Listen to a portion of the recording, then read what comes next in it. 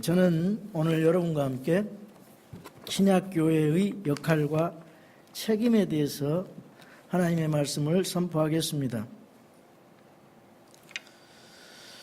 그냥 교회라고 하지 않고 신약교회라고 한 이유가 있습니다. 예수 그리스도께서 부활하시고 승천하셔서 주께서 수태하신 그 십자가 이후의 교회, 예수 그리스도의 내 교회, 지옥의 문이 이기지 못하는 그 교회를 하기 위함입니다. 신약 성경이 말씀하시는 그 교회, 그 교회를 제가 말씀드리고자 합니다. 지금으로부터 100여 년 전에 영국 교회는 굉장히 강성하게 세계 선교를 주도하고 있었습니다. 그리고 많은 위대한 설교자들이 나왔고 교회가 부흥이 되어서 우리나라에도 많은 선교사들이 와서 교회가 세워지게 되었습니다. 그런데 지금은 교회가 텅텅 비어 있습니다.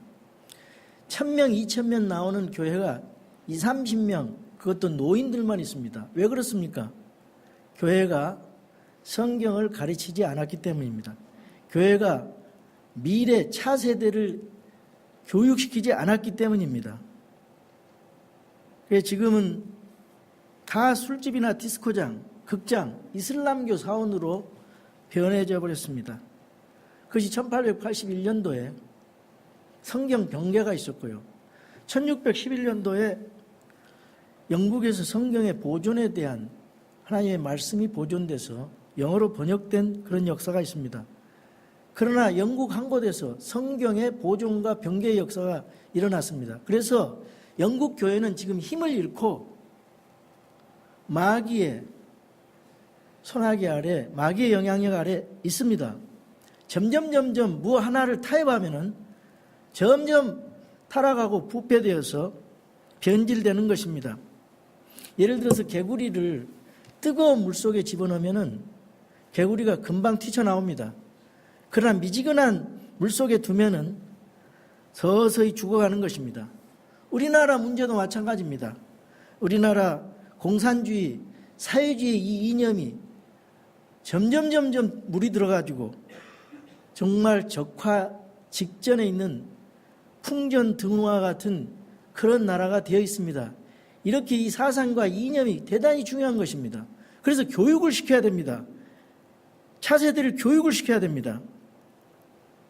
우리 한국 교회가 선교 강국으로서 기독교 복음이 선포된 지 120년이 130년이 돼가는데 굉장히 성장하고 많은 선교사들을 보내는 선교 강국이 되었는데, 그러나 조금 열어놓고 보면은 너무나 교회가 부패되어서 하나님의 영이 그 자리에 있을 수가 없고 너무나 구역질나고 부패된 그런 모습들을 볼 수가 있습니다.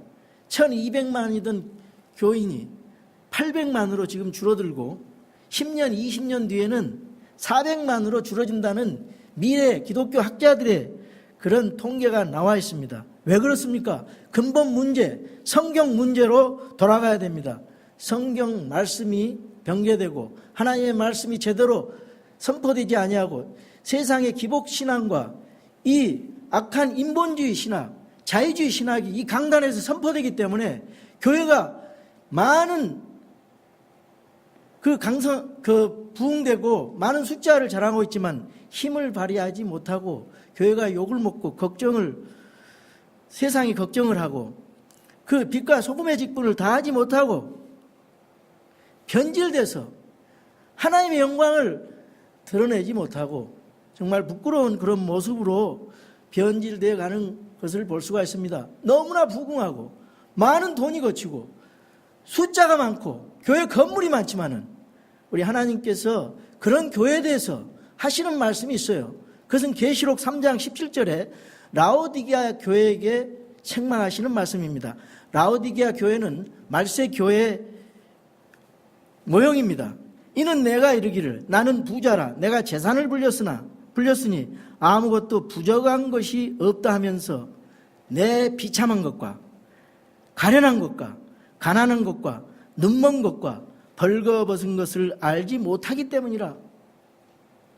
교회가 외형적으로는 참 멋있고 거룩한 것 같지만은 그 교회가 성경으로 무장되지 않았기 때문에, 세상의 것으로 무장됐기 때문에 진리와 비진리를 말을 해도 무엇인지 분간을 못해요. 거짓과 참을 말해도 무엇이 옳고 그른지를 모르는 그런 무분별한 상태로 눈을 가려버렸습니다, 마귀가. 여러분, 진리의 길은 좁은 길입니다. 진리의 길은 사람이 많은 가서로서 진리가 결정되는 게 아니에요. 역사가 그것을 증명하고 있습니다. 항상 진리는 좁은 길로 박해를 받으면서 그리스도인답게 살려고 하면 핍박이 함께 따랐던 길이 바로 이 좁은 길. 그러나 많은 교회들이 넓은 길을 가고 있어요. 이런 시점에서 우리 교회가 21세기 워싱턴, 세계 시도 워싱턴에서 신약 교회로서의 어떤 역할과 책임을 가지고 있는가? 참으로 우리가 성경 본문을 가지고 오늘 생각해 보기를 원합니다. 여러분, 교회에 속하 있지만은 나는 내 개인만 생각하고 나는 교회하고 상관이 없어. 이거는 하나님의 말씀이 말하는 바가 아닙니다. 여러분은 구원받고 하나님의 자녀가 됐으면 신약 교회 안의 지체로서 반드시 책임을 가지고 그 역할을 다해야 우리 주님이 기뻐하시고 여러분이 그 역할을 다해야 우리 교회가 바르게 성장하고 건강하게 성장하고 작지만 강한 교회, 교회로서의 본질을 다하는 그런 교회, 사명을 다하는 그런 교회가 될 줄로 믿습니다. 그래서 좋은 설교는 성경을 그대로 강의하는 거예요. 좋은 설교는 하나님의 말씀을 그대로 해석해주고 이해시켜주고, 그것이 좋은 설교입니다. 그래서 저는 이제까지 성경책을 계속 강해 설교를 해왔습니다. 오늘 본문의 말씀에 의거해서 7절을 보겠습니다. 그러나 주께서 우리 각 사람에게 그리스도의 선물의 분량대로 은혜를 주셨나니. 여러분, 우리가 이런 신약교회 지체로서 좋은 역할을 다하기 위해서는 우리가 하나님의 은혜를 받았다는 사실을 기억해야 됩니다. 우리가 하나님의 선물을 받았다는 사실을 기억해야 돼요. 하나님의 선물은 공짜로 받은 것입니다. 값없이 받은 것이에요. 그러나 그 속에는 엄청난 예수 그리스도의 십자가의 보혈의 희생의 피가 그곳에 있어요. 값으로 따질 수 없는 희생의 보혈의 피가 있어요. 그 예수님의 십자가의 죽음과 부활을 믿는 자는 믿음으로 그것을 받아들인 자, 하나님의 자녀로서의 권능을 주시고 그에게 영원한 생명이 보장되고, 그리고 죄사함이 있게 되고요, 성령님이 내 안에 봉인돼서 내주하시게 되고 내 죄 문제가 해결돼요. 회개하고 하나님 앞에 바로 주님을 나의 구원자로 영접하면은, 그래 새로운 창조물이 되고 내 영이 거듭나고 내 혼이 구원받고 천국이 나의 것이 되고 지옥과는 상관없는 그런 신분으로 하늘의 처소에 앉혀지는 그런 약속을 하나님께서 주고 계셔요. 그래서 이 하나님의 선물을 받았다는 것, 죄 같은 사망이나 하나님의 선물은 영존하는 생명이라고 그랬어요. 예수 그리스도를 통한 영존하는 생명. 그런데 이걸 헛되이 받으면은 절대로 구원을 받을 수가 없고, 헛되이 받으면은 절대로 내 삶 속에서 내 하나님 말씀의 씨앗이 내 속에 자리 잡지가 않아요. 그래서 성경의 진리를 항상 배우나 그 진리를 깨닫지 못합니다. 그래서 우리는 이 하나님의 선물을 받았어요. 믿음으로, 오직 믿음으로, 오직 예수 그리스도를 오직 믿음으로 선물을 받았습니다. 영생의 선물을 받았어요. 여러분, 이 구원이 얼마나 중요합니까? 구원은 시작입니다. 구원은 우리가 열심히 행위를 해서 죽을 때까지 어느 시점에 가서 이루어 나가는 게 아니에요. 구원은 예수님을 믿는 순간 저절로 주어지는 것입니다. 얼마나 중요해요. 공기처럼 값없이 주는 거예요. 여러분, 예수 그리스도를 믿기 전에 내가 하나님 믿지 않는 거를 참으로 진심으로 상한 통해하는 영을 가지고 내가 주님 앞에 불신앙하고 이 아담의 후손으로서 셋의 형상을 따라서 죄인의 계보에 들어간 우리가 이 의인의 계보로 들어갈 수 있는 방법은 그리스도 안에 있어야 된다는 것. 하나님의 말씀을 통해서 예수 그리스도가 나의 구원자라는 사실을 믿는 순간 우리는 죄 문제가 해결됩니다. 지옥 갈 필요가 없어요. 우리가 예수 그리스도 안에 있기 때문에. 왜? 예수님께서 그 갈보리 십자가에 달리실 때 죄의 심판에 대해서 해결해 버렸어요. 죄의 심판에 대해서 해결했습니다. 그 예수님을 믿는 순간 우리들이 성화되는 과정에 죄의 파워에 대해서, 죄의 영향력에 의해서 성령께서 우리를 보호해 주세요. 이제 앞으로 영화로운 영화의 그 단계에 들어가면 죄의 임재로부터 우리는 죄와 상관없는, 죄의 존재가 없는 그런 상황으로 우리가 변화될 거예요. 이런 엄청난 특권이 우리에게 주어졌어요. 예수님 오시기 이전까지. 그래서 이런 상황 안에 하나님 말씀을 우리가 깨달으면서 이해하기를 원합니다. 우리 각 사람에게, 교회 안에 있지만 각 한 사람 한 사람에게 이 선물, 그리스도의 선물이 분량대로 은혜를 주셨어요. 하나님께서 값없이 우리를 은혜로 주셨어요. 믿음으로, 은혜로, 선물로 주셨어요. 구원을 주셨어요. 구원의 선물을 주시고 영생의 선물을 주시고 천국의 선물을 주셨다 이 말이에요. 예수 그리스도를 선물로 주셨어요. 성령님을 선물로 주셨다 이 말입니다. 이게 엄청난 축복입니다. 8절입니다. 그러므로 그분께서 이르시기를 그분께서 높은 곳으로 올라가실 때 포로로 잡힌 자들을 포로로 이끄시고 사람들에게 선물들을 주셨도다 하시느니라. 이거는 시편 68편 18절을 예수님 승천 장면을 시편 기자가 예언을 하고 기록한 말씀인데 사도 바울이 동사 하나를 단어를 바꾸고 있어요. 근데 그거는 잘못된 번역이 아니라 맞습니다. 거기 시편 68편에서는 주께서 높은 곳으로 올라가시며 포로로 사로잡힌 자들을 사로잡아 이끄시고 사람들을 위하여 선물들을 받으시되 참으로 거역하는 자들을 위해서도 받으셨사오니 이것은 주 하나님께서 그들 가운데 거하려 하심이라. 시편 68편 28편의 이 인용 말씀은 우리 하나님 예수님께서 십자가에 죽으시고 그 다음에 부활하시기까지 3일간의 행적의 일부예요. 성경은 요 한 구절만 가지고만 예수님의 그 행적을 말해서는 안 됩니다. 여러 가지 구절들을 한데 이렇게 참고를 하면서 예수님께서 십자가에 죽으시고 그 다음에 부활하시는 그 3일 3야 이 동안에 뭐를 하셨는가? 요거는 이제 성경을 구절을 종합해 보면 이렇습니다. 예수님께서 십자가에 죽으셨어요. 어떤 사람은 수요일 날 죽으셨다고, 어떤 사람은 목요일 날 죽였다고, 어떤 데서는 금요일 날 죽으셨다래요. 근데 3일 밤, 3일 낮이 되려면은, 그래서 완전히 3일 밤과 낮이 되려면은 수요일이나 목요일에 돌아가셔야 돼요. 정확한 것은 우리가 따질 수 없습니다만은 저는 뭐 수요일 날 하는 그런 말씀도 있고 목요일 날 하는데 이제 다른 그 천주교 영향으로 금요일 날 그 예수님이 돌아가시고 주일날 부활했다 이제 이렇게 얘기를 하는데 그건 3일 밤 낮이 안 되기 때문에 목요일이나 수요일로 좀 소급을 해야 됩니다. 그래서 예수님이 십자가에 죽으시고 땅에 아리마대 요셉의 무덤에 있었어요. 근데 예수님은 영과 혼이 어디로 가셨냐? 지옥에 가셨다 이 말이에요. 지옥에. Descended into the hell. 지옥에 내려가셨어요. 사도신경에는 영어에는 있는데 우리말에는 그걸 못 믿으니까 그걸 뺐더라고요. 예수님께서 지옥 가셨습니다. 왜 지옥에 가셨을까요? 예수님께서 왜 지옥에 가셨어요?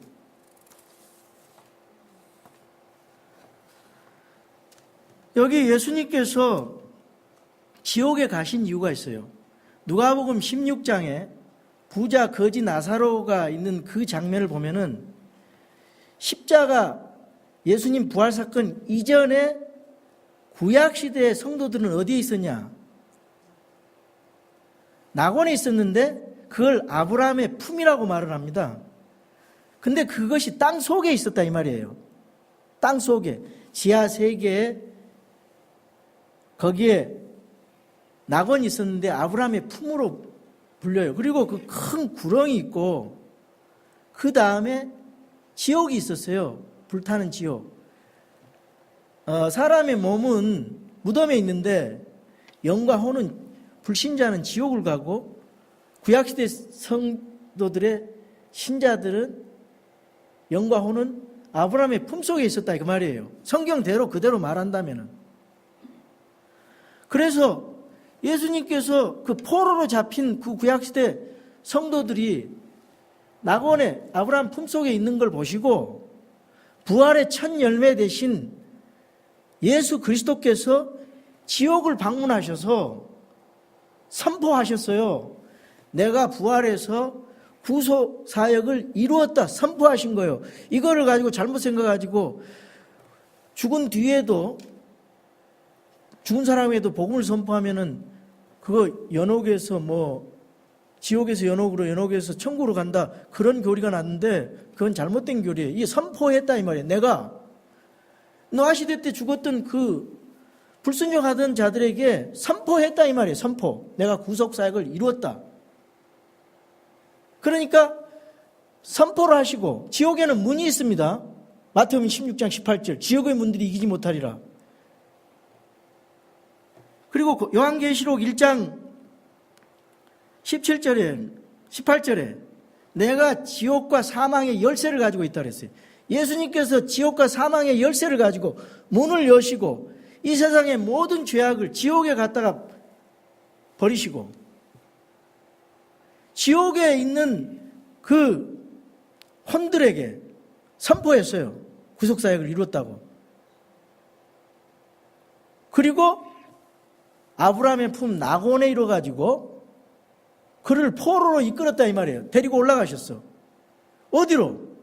셋째 하늘로. 사도 바울은 그 셋째 하늘을 고린도후서 12장 4절에 이렇게 말씀합니다. 내가 이건 말하는 것이 허락되지 않았지만 내가 말로도 할 수 없는 그 셋째 하늘의 낙원을 보면서 그냥 그 이고니움에서 그 돌에 맞아서 죽었잖아요. 그때 셋째 하늘에 올라갔어요. 그래서 그 하늘의 환상을 본 거예요.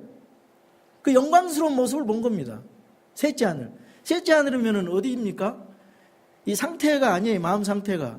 장소입니다. 장소. 천국과 지옥은 장소예요. 셋째 하늘은, 첫째 하늘은, 유대인의 첫째 아들은 하늘에 새가 날아다니는 이런 첫째 하늘이 있고 해, 달, 별이 있는 둘째 하늘이 있고 셋째 하늘은 그 기품이 있어요. 기품. 둘째 하늘과 셋째 하늘에 기품, 큰 물층 기품이 있고 그 다음에 하나님의 왕자가 시편이나 욥기서에 보면 북쪽에 있어요. 북쪽에 시온산도 있고요. 거기 성전도 있고 그걸 그대로 이스라엘에다가 성막을 짓고 성전을 짓고 그런 거예요. 하늘에 있는 모형을 따서. 그래서 셋째 하늘에 그 포로된 자들을 데리고 올라갔어요.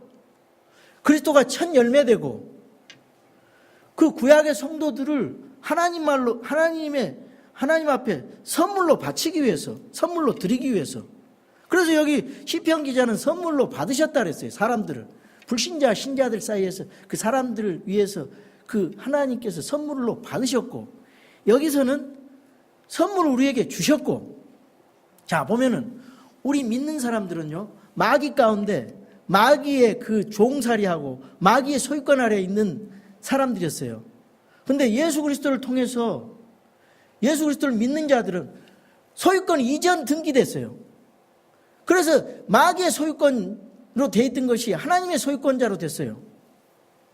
그래서 그 예수님을 믿고 솔리니에서 그 믿는 자들은, 구속받은 자들은 하나님 앞에 선물이 되는 거예요. 그래서 사도 바울이 그런 말씀하셔요. 사도 바울이 내가 하나님께 속한 질투로 너희에 대해서 질투하노니 이는 내가 너희를 순결한 한 천으로 그리스도께 드리기 위해서 한 남편에게 너희를 정혼시켰기 때문이라. 구원받은 사람은 주께 드려지는 선물이고 주께서 받으시는 선물이라 이 말입니다. 예수님께서 십자가 부활을 통해서 죄와 사망과 마귀를 이기시고 노력하신 노략물이에요. 우리 성도들은 그런 의미에서 하나님께서 선물을 받으셨다. 그렇게 시편 기자는 기록하고 있습니다. 그래서 여기 8절에 보니까 그분께서 이르시기를 그분께서 높은 곳으로 올라가실 때에, 그러니까 승천하실 때인데 좀 더 자세히 말해서 부활을 하시고 이제 죽으시고 하늘로 포로된 자들을 이끄시고 그 다음에 예수님이 잠깐 내려오셨어요. 이 땅에. 그 첫째 부활의 주일날 첫째 안식일 첫날에 내려오셨는데 내려와서 요한복음 20장 거기 보면은 이런 말씀이 있어요. 예수님께서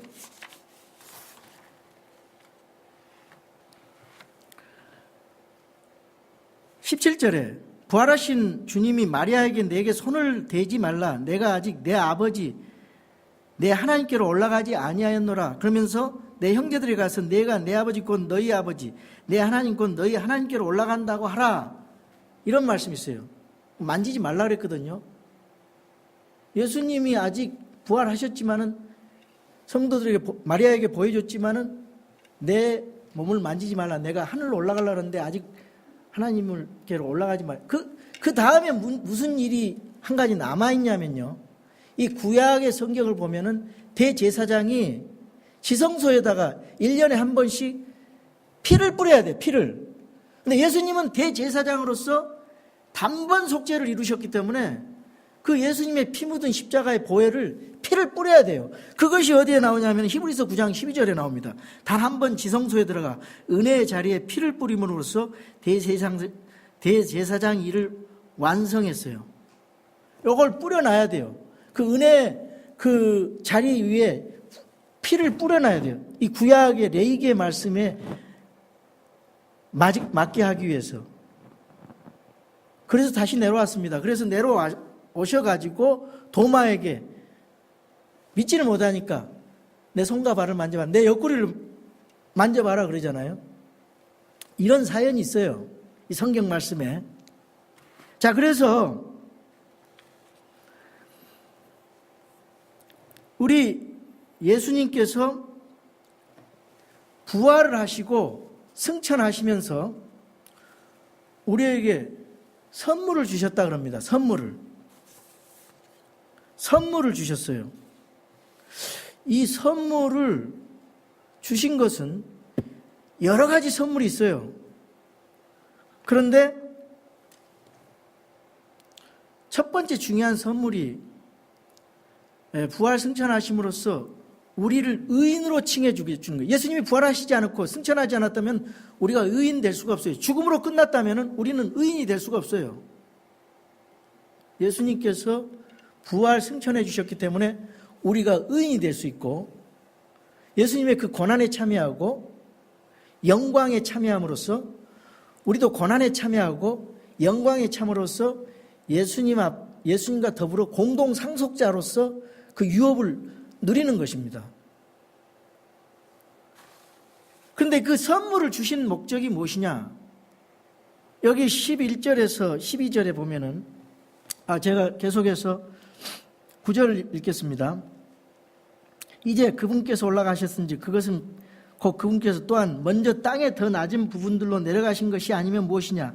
내려가신 그분께서 또한 모든 하늘들보다 훨씬 위로 올라가신 바로 그분이시니 이것은 그분께서 모든 것을 충만하게 하려 하심이라. 11절. 그분께서 더러는 사도로, 더러는 대언자로, 더러는 복음 전도자로, 더러는 목사 겸 교사로 주셨으니 이것은 성도들을 완전하게 하고 섬기는 일을 하게 하며 그리스도의 몸을 세우게 하려 함이라. 여기 이제 우리에게 선물을 주시는 모습들이 이제 그 성경에 나오고 있는데요.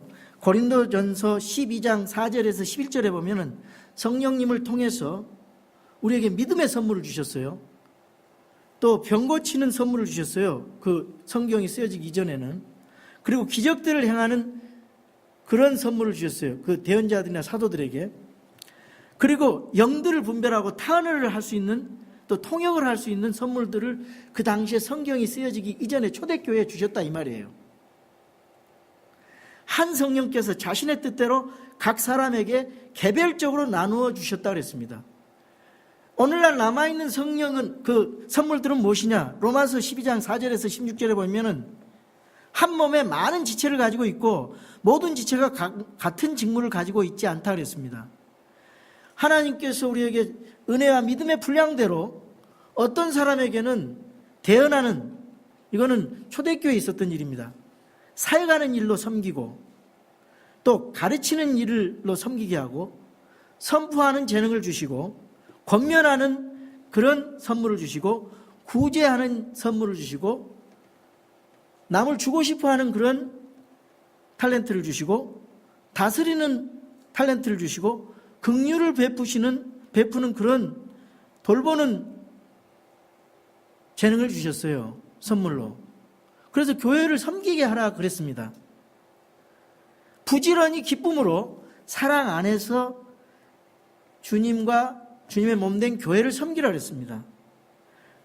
어떻게? 고린도전서 15장 58절에 보니까 너희는 굳게 서서 흔들리지 말고 항상 주의 일을 넘치게 하라. 너의 수고가 주 안에서 헛되지 않은 줄을 너희가 아느니라. 여러분, 그래서 우리는 함께 섬겨야 됩니다. 이 직분자들이 여기 나오고 있지만은 여기 나오는 직분은 더러는 사도로, 더러는 대언자로, 더러는 복음전도자로, 더러는 목사님 교사로 주셨다고 대표적으로 말씀하고 있는데요. 어떤 주석에 이런 설명이 있었습니다. 이 사도는 초대 신약교회의 뼈대, 골격에 해당되는 그런 직분이다. 지금은 사도가 없죠. 자칭 사도라 하고 지금 사도라고 이렇게 나타난 자는 거짓 사도입니다. 그래서 그 신사도 운동에 주의를 해야 돼요. 왜냐하면 1세기에 또 이미 있었어요. 사도가. 에베소 2장 2절입니다. 스스로 사도라 말하나 사도가 아닌 자들을 내가 시험하여 그들이 거짓말하는 자들임을 알아냈다고 에베소 성도들에게 칭찬을 하고 있어요. 그 뒤에 사도들을 칭하는 거짓 사도들이 생겨났죠. 교회사에. 사도의 정의는요, 사도행전 1장 21절에 보니까 마띠아를 선출할 때 이런 말씀을 합니다. 주 예수님께서 요한의 침례로부터 시작하여 우리를 떠나 들려 올라가신 바로 그날까지 우리 가운데서 드나 드시던 모든 때 우리와 함께 다니던 이 사람들, 그러니까 가룟 유다 빼고 11제자, 그리고 마띠아를 채워넣는 거예요. 이것이 사도입니다. 근데 사도 바울은 부활하신 주님을 만났기 때문에 13번째 사도라고 우리가 칭해주는 거예요. 예수님. 그래서 13명의 사도 외에는 사도가 없어요. 지금도 사도라고 하면서 넘어지게 하고 장풍 쓰고 그런 사람들이 있어요. 예수님은 넘어진 사람을 세워주는 사람이에요. 마귀는 넘어뜨립니다. 사람을. 그래서 이 사도, 그 다음에 이제 대언자가 있어요. 대언자도 지금은 없습니다. 대언자가 구약시대하고 성경이 쓰여지기 이전에는 있었어요. 직통계시 받는 사람들. 그 대언자는 분명히 구분을 해봐야 돼요. 그게 참된 대언자인지 분별해야 됩니다. 안 그러면 돌로 쳐서 죽이라 그랬어요. 신명기 18장에. 백성들을 잘못대로 인도하니까. 근데 지금은 성경이 완성됐습니다. 그래서 이 성경 말씀이 대언자 역할을 하는 겁니다. 그리고 목사와 교사. 목사와 교사가 아니라 목사 곧 교사. 목사는 믿음의 말씀을 선포하고 하나님의 진리의 말씀, 교리의 말씀을 가르치는 자이기 때문에 성경 말씀을 이렇게 다루는 사람이에요. 그러니까 이 목사가 얼마나 중요하게 성경 말씀을 연구하고 성도들을 곁길로, 바른 길로, 잘못된 길로 가지 않고 위해서 바른 성경을 분별할 수 있는 눈을 가지고 그 말씀을 잘 해석하고 분별해서 먹여야 제대로 성도들이 자라고 교리에 왔다 갔다 흔들리지 않고 믿음의 닻을 말씀에 내리고 어떠한 이단들이 온다 할지라도 어떤 세상의 풍파, 악한 이단 사조, 인간의 그런 인본주의 그런 악한 것들이 온다 할지라도 말씀으로 절대적 진리인 이 말씀 안에 있을 때 우리 믿음이 보호가 되고 유혹 안 당하고 이 하나님의 말씀의 강한 군사로서 그 역할을 하는데 이걸 마귀가 전부 성경 변결을 해서 하나님의 그 말씀의 그 무기, 공격 무기인 말씀을 다 약화시켰단 말이죠. 그래서 성도들이 힘을 못 쓰는 거예요. 이걸 어떻게 군사를 해야 되는데 군사가 되려고 하는 마음조차가 없어요. 왜? 힘이 없으니까 성경 말씀을 가지고 그리스도의 군사로서 영적 전쟁을 치러야 되는데 힘이 없어요. 힘이. 사람들은 많은데. 그래서 성경 신자가 중요한 겁니다. 성경 신자 10명, 1명이 100명, 1000명을 당합니다. 그래서 이 말씀을 잘 증거해서 이런 여러분이 다 똑같은 이 선물 받은 자예요. 직분자라 이 말이에요. 내 목사 혼자 하면 힘들어요. 다 구원받은 교회 지체들은 다 그런 군사들이 돼서 함께 동역하는 일을 해야 됩니다. 그래서 제가 설교를 해도요, 여러분. 우리 목사님은 설교를 잘하네 못하네 그런 거 따지지 마세요. 내가 목사님과 함께 기도하는 마음으로 말씀 전하는 일을 지체로서 함께 이 복음 사역에 일하고 있다. 이런 동역자의 마음을 가져야 돼요.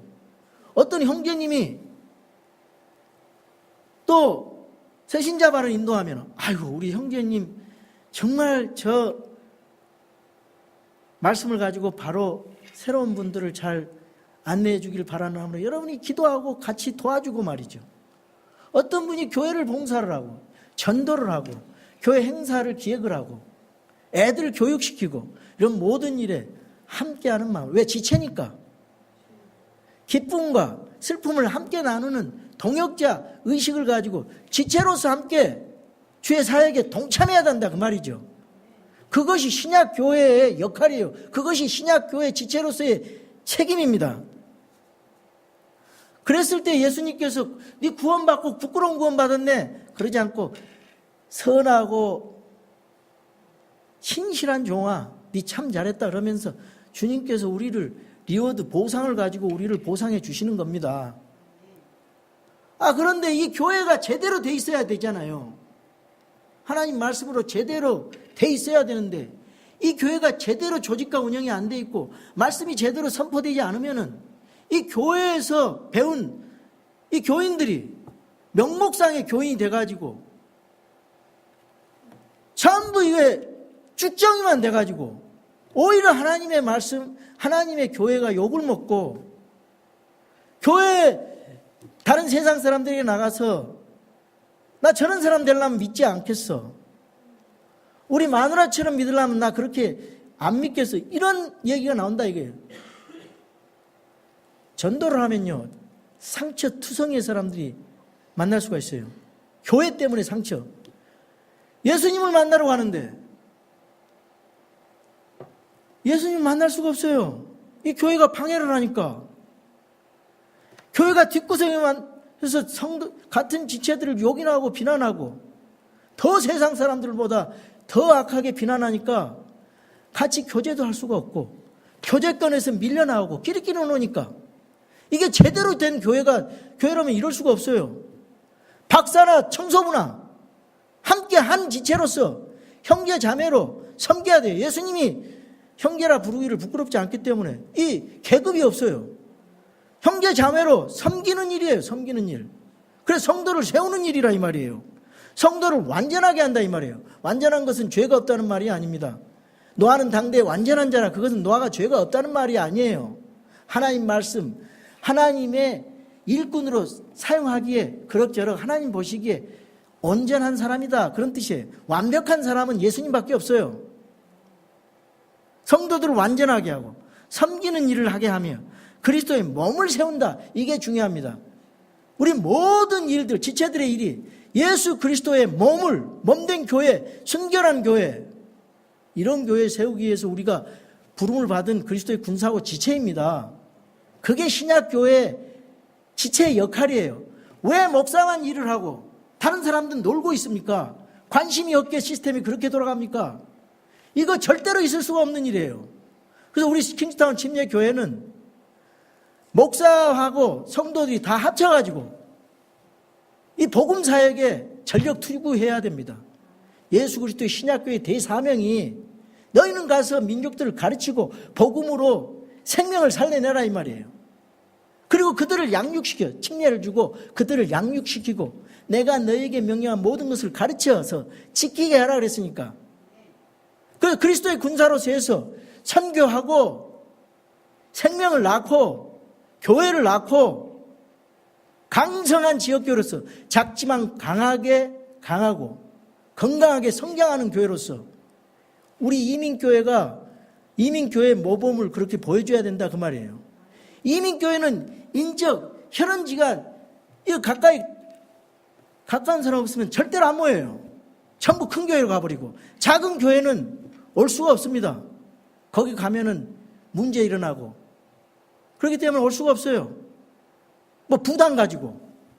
근데 우리 교회는 그런 교회 하지 말자, 이 말이에요. 복음 가지고 하나님의 성경의 진리 가지고 선포해서 워싱턴을 깨우고 우리 교회 본을 보고 다른 교회가 좀 깨닫게 돼서 우리가 바른 성경으로, 바른 교리로 무장하고 바른 성경으로 무장하고 바른 교회에서 성도들이 바른 신앙이 나오고 바른 삶이 나오는 그런 강성한 지역교회를 만들어 봅시다, 그 말입니다. 그렇게 되려면은 우리 지체들이 사랑 안에서 진리를 선포해야 됩니다. 13절, 마침내 우리가 다 믿음과, 여러분 믿음이 어떻게 자라죠? 믿음은 하나님의 말씀으로 자랍니다. 믿음은 들음에서, 하나님의 말씀을 들음으로 온다 그랬어요. 그 믿음이 성장하려면 하나님의 말씀으로 공급을 받아야 돼요. 그 하나님의 아들을 아는 것에서, 예수 그리스도를 아는 것에서 하나가 돼요. 원리스, 한 마음으로 하나가 되어서 완전한 사람이 이르고 그리스도의 충만하심에 장성한 분량까지 이르리니. 그래서 우리가 교제가 필요하고 예배가 필요하고, 이 성도의 교제는 말씀으로부터 시작되고 그 말씀의 근거 안에서 교제가 시작되는데 그 교제가 없이는 절대로 성장을 할 수가 없어요. 왜? 인격이 자라려면요, 서로 부딪혀야 돼요. 서로 다른 사람들이 모였어요. 부딪히면서 나의 부족한 면이 모순된 것, 좀 모난 부분이 깎아지고 이해도 하고 겸손해지기도 하고 또 다른 사람을 관용하게 용서도 할 줄 아는 그런 넉넉한 마음, 그 사랑 안에서, 사랑의 마음 안에서, 사랑은 오래 참고 온유하고 부드럽고 자기의 유익을 구하지 아니하고 진리와 함께 기뻐하고 무례히 행치 아니하고, 사랑은 믿고 인내하고 오래 참는다 그랬잖아요. 그래서 이렇게 말씀으로 무장하고 사랑 안에서 교제하고 그러면은 그리스도의 장성한 분량까지 인격이 성숙해진다, 이 말이죠. 이것은 우리가 이제부터 더 이상 아이가 되지 아니하여, 여러분 이거는 이 육체적인 그 나이를 말하는 게 아닙니다. 나이는 어리지만 말씀이 풍성하게 말씀을 받은 사람은, 무장된 사람은 어른이에요, 어른. 근데 나이는 많은데 말씀이 없으면은 아이라, 이 말이에요. 그래, 딱딱한 것을 못 받아요. 말씀을 줘도 이해도 못 합니다. 교회를 오래 다녀도 항상 감정에 휩쓸려서 무너지고 쓰러지고 참 교회의 문제거리가 되는 거예요. 여러분 빨리 말씀으로 성숙해야 돼요. 성장해야 돼요. 그래서 그리스도의 군사로서 전투하고 하는 교회가 돼야 돼요. 그래야 사람들의 속임수와 몰래 숨어서 속이려는 자들이 사용하는 강교한 술수로 말미암아 교리의 모든 바람에 이리저리 흔들려 밀려다니지 아니하고 오직 사랑 안에서 진리를 말하며 사랑 안에서 진리를 말하는 것입니다. 진리가 없는 사랑은 그건 거짓 사랑이에요. 사랑만 있으면은 하나님이 사랑과 공의 두 가지가 있잖아요. 교회에서 사랑과 진리를 같이 말해야 됩니다. 은혜와 진리가 충만하신 예수님처럼. 모든 일에서 그분 안에서 이르도록 성장하게 하려니라. 그분은 머리시니 곧 그리스도시니라. 머리 대신 예수님 안에 꼭 붙어가지고 몸된 우리가 예수님 말씀과 예수님으로부터 자양분을 얻고 인격이 성숙해지고 하나님 말씀으로 무장되고 성경이 말씀은 교리와 진리 안에서 성숙한 그런 지체가 돼야 된다 그 말이죠. 그분으로부터 온몸이 각 부분의 분량 안에서 효력 있게 있는 일에 따라 모든 마디가 공급하는 것에 의해 꼭 맞게 결합되고, 여러분 기초석이 있어요. 빌딩에 기초석 머릿돌이 있습니다. 그리고 골격이 있어요. 거기에 벽돌이 있습니다. 이게 꽉 맞게 결합되고 이 들어차서 그 건물이 형성되는 것처럼 우리 한 사람 한 사람이 벽돌 한 장이에요. 그 몸을 자라게 하고 사랑 안에서 스스로를 세운다 그랬습니다. 스스로를 세운다 그랬어요.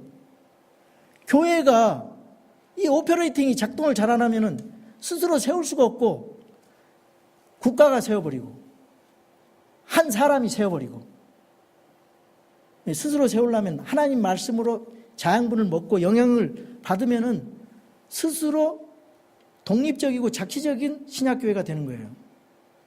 다른 사람이 간섭하면 안 돼요. 스스로 교단이 간섭하면 안 됩니다. 몇몇 사람이 우지자지하는 게 아니에요. 스스로 세워지는 거예요. 그래서 에베소 2장 2장 19절에 이런 말씀이 있어요. 그러므로 이제는 너희는 더 이상 낯선 자와 외국인이 아니요 오직 성도들과 더불어 동료 시민이요 하나님의 집안에 속한 자들이며 또 사도들과 대언자들의 기초 위에 세워진 자들이니라. 예수 그리스도께서 친히 으뜸 모퉁이 돌이 되시나니 그분 안에서, 그랬어요, 모든 건물이 꼭 맞게 함께 뼈대를 이루어 주 안에서 한 거룩한 전으로 자라가고 그분 안에서 너희도 성령을 통해 하나님의 처소로 함께 세워져 있느니라 그랬어요. 그러면 3장 21절에 그분께서 영광이 어디서요? 그리스도 예수님을 통해서 교회 안에서 그랬어요. 모든 시대에 걸쳐서 끝없는 세상까지 있기를 원하노라. 교회를 통해서 주님 영광 받으시고요, 교회를 통해서 주님의 일을 하시기를 원하시는 분이고, 이 교회를 피로 값주고 사셨어요. 교회를 끝까지 사랑하셨습니다. 우리 예수님께서. 그래서 이 교회 안에서 여러분 한 사람 한 사람이 얼마나 중요한 사람인지 몰라요. 이 성경 신자, 이 사람들은 더 중요해요. 이 시대가 악하기 때문에 이 시대를 리드할 성경 신자들이 필요합니다. 무디와 같이, 스펄전과 같이 그런 사람들이 워싱턴에서 우리 교회에서 많이 나오기를 주님의 이름으로 축원합니다. 그래서 사랑 안에서